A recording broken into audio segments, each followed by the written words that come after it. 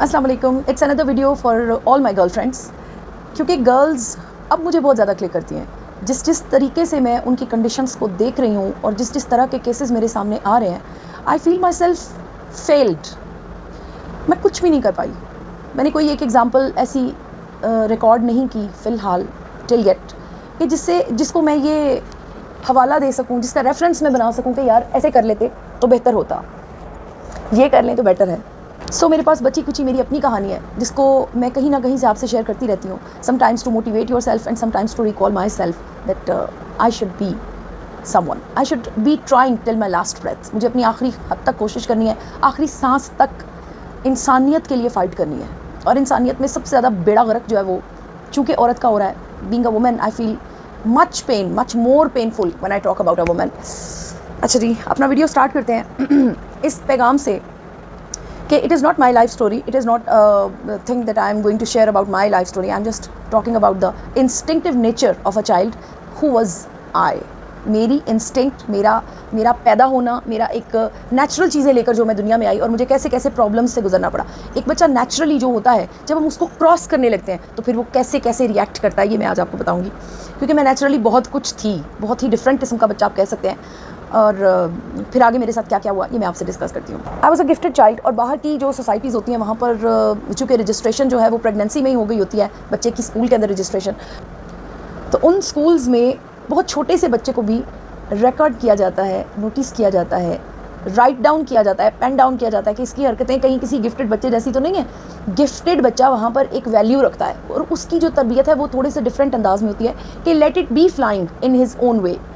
मेरा टारगेट इस वीडियो को बनाने का ये है कि मैं अपनी एग्जांपल देके हर औरत को थोड़ा सा ना हिलाना चाहती हूँ। समझ लें कि जैसे हम सो जाते हैं फिर एकदम जागते हैं, तो ये सोई हुई बहनों के लिए है, सोई हुई मेरी गर्लफ्रेंड्स के लिए। थोड़ा सा जाग जाए, अच्छी बात है, आपके लिए बड़ा फ़ायदा होने वाला है आपको। मुझे बचपन से ऐसी सलाहियतें थी मुझ में कि मुझे पढ़ना नहीं पड़ता था। मतलब मुझे नहीं याद कि कभी मैंने पढ़ाई की होगी बैठ के, या मुझे कोई बड़ी एक्स्ट्रॉर्डिनरी मेहनत करनी पड़ी। मुझे चीज़ें आती हैं। मैंने स्कूल में सुन लिया एक दफ़ा, वो मुझे आ गया है। मैंने पेपर यूँ एक दफ़ा पढ़ लिया है, मुझे आ गया है। अब मेरे टीचर्स डिस्कस कर रहे हैं, मैंने उसमें से सारे पॉइंट्स नोट करके मैंने खुद ही टेस्ट दे लेना है। मैंने कभी ऐसे इसको लर्न नहीं किया था, रट्टा नहीं मारा था। हाँ, मुझे याद है जब मैं उर्दू मीडियम में 4th क्लास तक मैं उर्दू मीडियम में पढ़ी थी, तो वहाँ पर ये मुझे अभी भी वो राइटिंग भी याद है कि लिखा हुआ था रेड कलर का ना, ऐसे साइंस की बुक थी उर्दू की, साइंस, तो छोटे छोटे पैराग्राफ्स में लिखा हुआ था। तो एक साइड पे पैराग्राफ था, उसमें लिखा था घोड़ा रेड कलर का, तो उसके ऊपर लिखा हुआ था और इसे जोता जाता है। मुझे इतनी हंसी आती थी इस बात पे कि जोता जाता है, ये जोता जाता है क्या होता है। इस किस्म की छोटी छोटी मेमोरीज है मेरी कि मुझे जब कोई चीज़ याद करने को कहा जाता तो मुझे बहुत हंसी आती थी कि इसको याद करो। मैंने क्या याद करना है, मैं क्यों याद करूँ। फिर मैं ये भी सवाल पूछती थी कि इसका क्या फ़ायदा है रियल लाइफ में। इतनी छोटी बच्ची इतना बड़ा सवाल पूछे कि ये जो मुझे आप पढ़ा रहे हैं इसका क्या फ़ायदा है। फिर मुझे मूवीज़ बड़ा अट्रैक्ट करती थी, गाने बड़े अट्रैक्ट करते थे।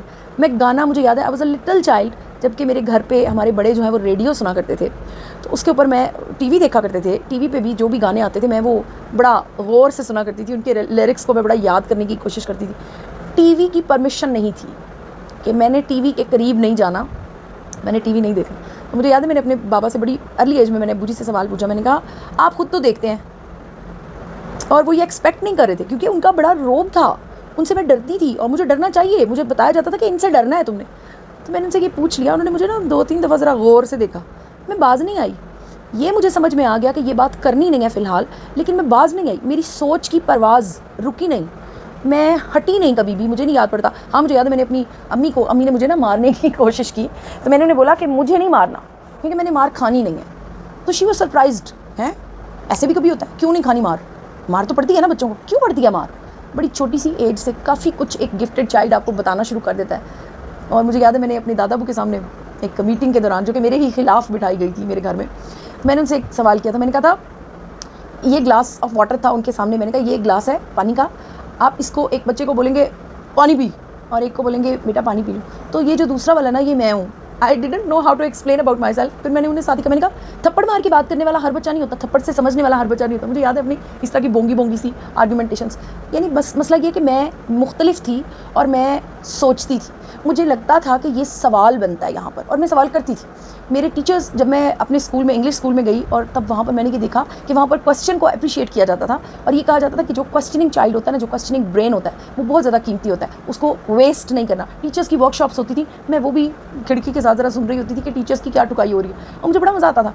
जब बड़ों की काउंसलिंग होती थी मुझे बहुत मज़ा आता था। मुझे लगता था कि बच्चों से ज़्यादा काउंसलिंग बड़ों की होनी चाहिए, ऐसा मुझे लगता था, और ये सच है।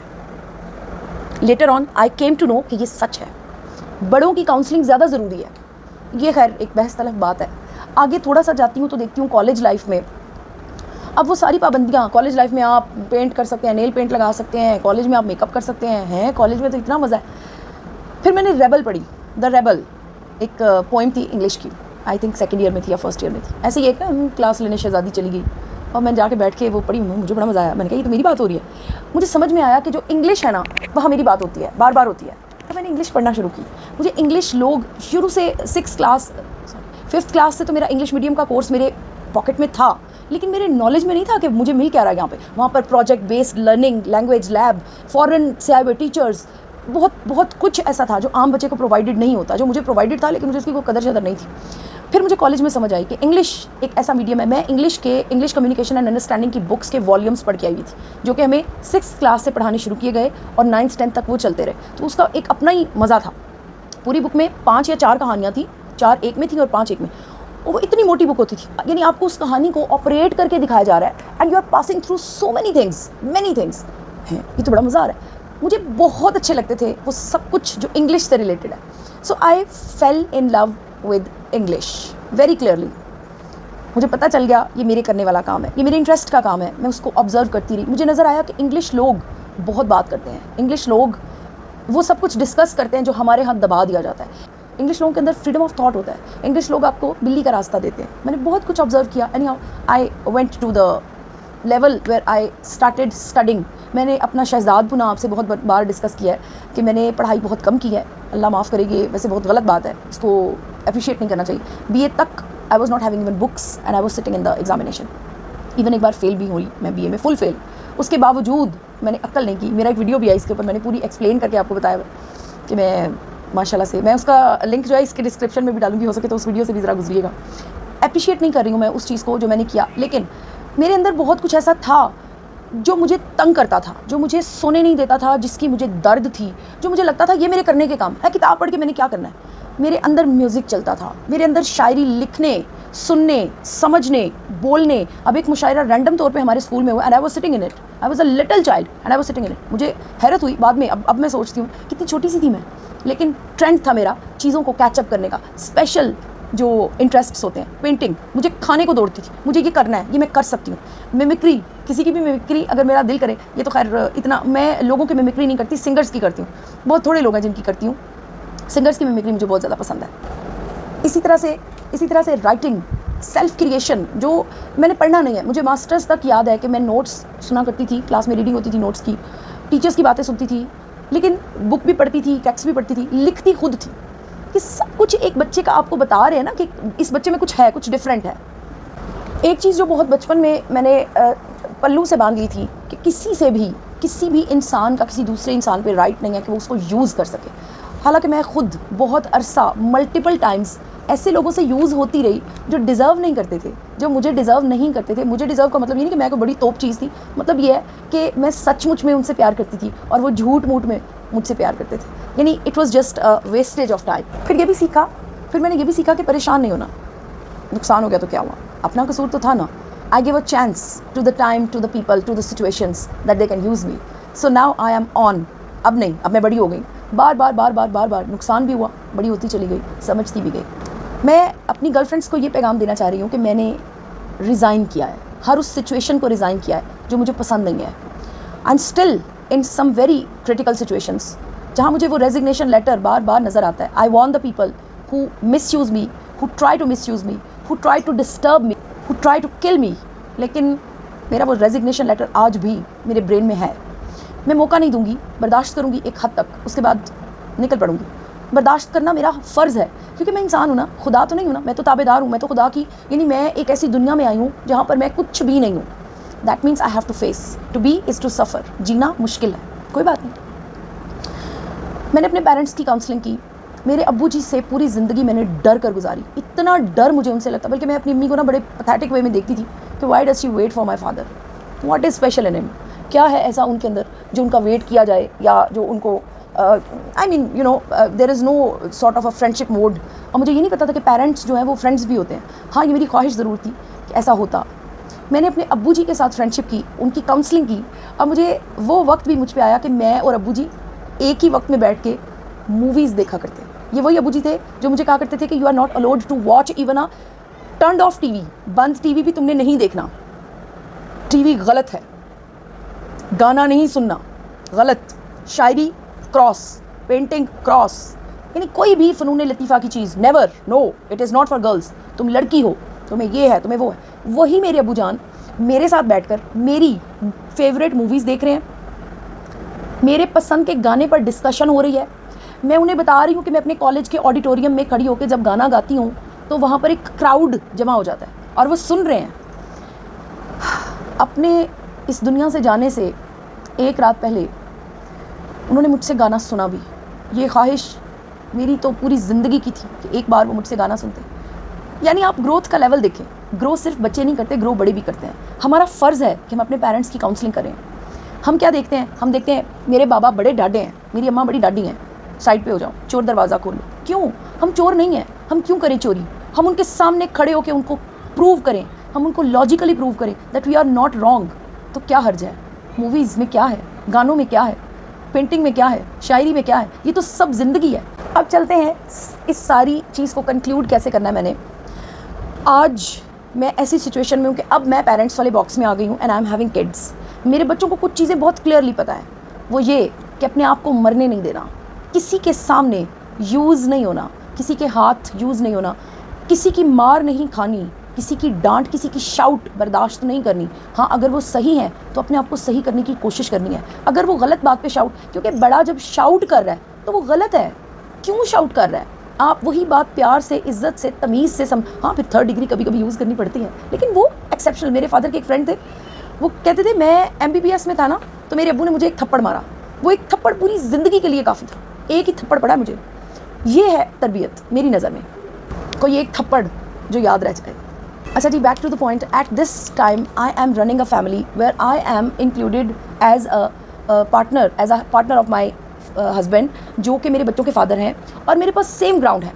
I do try my level best कि अच्छी ज़िंदगी, पॉजिटिव लाइफ गुजारी जाए, और उसका तरीका ये है कि some lines should never be crossed. आज भी वही फील्ड है, आज भी वही ग्राउंड है, आज भी मुझे स्टॉप किया जाता है, कई दफ़ा स्टॉप किया जाता है। लोगों को मैंने ये कहते हुए सुना है कि you should not do this, you should not run a YouTube channel, you should not come in front of the people, you are a woman, you should be staying at home, you should shut your mouth, you should keep yourself as at a corner, तुम अपने husband की नाफरमान मत बनो। आपने देखा मेरा husband मेरे साथ बैठा हुआ है, क्यों? क्योंकि मैं उनकी काउंसलिंग कर रही हूँ, मैं उनको बता रही हूँ that I am an alive human, मैं ज़िंदा हूँ, मेरे कुछ इंटरेस्ट्स हैं। मैं सिर्फ अपनी गर्लफ्रेंड्स को ये बताने आई हूँ कि don't let anyone kill yourself. किसी को अपने आप को मारने की इजाज़त मत दें। सांस लें खुली हवा में, अपनी मर्ज़ी करें, कोशिश करें, अपनी मर्ज़ी भी करें और काउंसलिंग भी करें।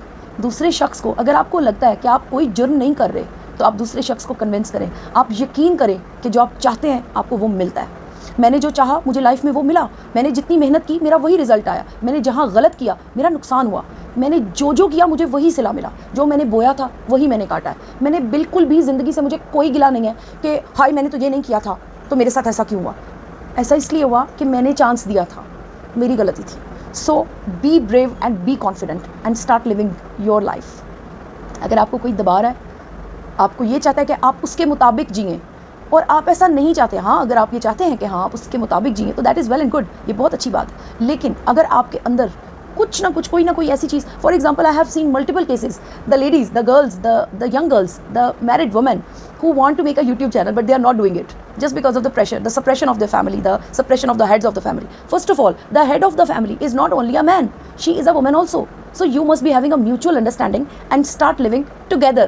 अगर आप, वही बात है ना, थप्पड़ मार के बात करी और प्यार से बात करी, सो प्यार को प्रेफर करें, इज्जत को प्रेफर करें, एक दूसरे को रिस्पेक्ट दें, एक दूसरे का पॉइंट ऑफ व्यू। ये क्या बात हुई कि आपको गोल रोटी चाहिए, आपको गर्म रोटी चाहिए, और आपकी बीवी को प्रॉब्लम्स हैं आपसे, जो आपको पका के दे रहा है, आपको धो के दे रहा है, आपको साफ़ करके दे रहा है, आपके बच्चों की तरबियत कर रहा है। So let her also be living.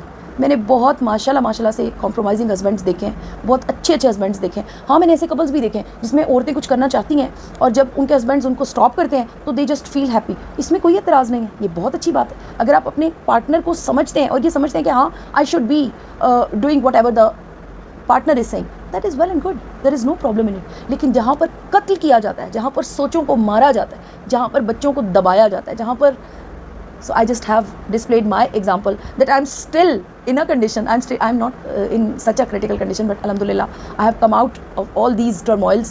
तो ये husband जो है, ये perfection जो है, ये जो betterment है life की, ये first day नहीं थी, मुझे नहीं मिला था कुछ भी। I struggled for 7 continuous years of my life and then I made him convinced that I am someone, I have to work, I'm intended to do something। मुझे जगह चाहिए, मेरा रोशनदान बंद मत करो, मेरा आखिरी रोशनदान बंद मत करो, मुझे रास्ता दो, मुझे जीने दो, मैं भी इंसान हूँ। So he started listening me. That was not one day when he was convinced, it took 7 years। हिम्मत मत हारे, ब्रेव रहे, कॉन्फिडेंट रहे, अपने हक के लिए खड़े हों। ज़िंदगी एक बार मिलनी है और ये ज़िंदगी आपकी अगली आने वाली जनरेशन से जुड़ी हुई है। अगर आपको आपके बच्चे मार खाते देख रहे हैं तो sorry to say, they are not healthy, they are not getting any health in the society. So please be sure about it that this is your life and you have a right to live. Thank you so much. अल्लाह हाफ़िज़।